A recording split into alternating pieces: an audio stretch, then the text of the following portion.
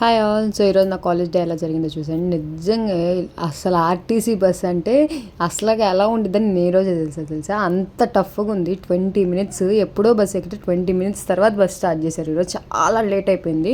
ఇంకా ఫాస్ట్గా 9 కాలేజ్ అయితే మేము అసలు 8:55కి బస్ దిగాము. ఇంకా ఫాస్ట్గా నడుచుకుంటూ వెళ్ళి క్లాస్ స్టార్ట్ అయినాయి. మాకు సిఆర్టీ క్లాసెస్లో డెవాప్స్ చెప్తున్నారు.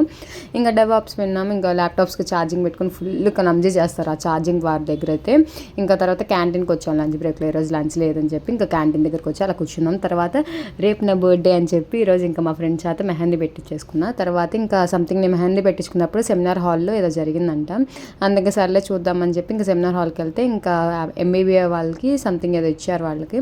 ఇంకా ఫామ్ ఫిలప్ చేశాక ఇంకా అందరూ మీటింగ్ దగ్గర కూర్చున్నారు. సో నేనైతే అసలు మీటింగ్కి వెళ్ళలేదు.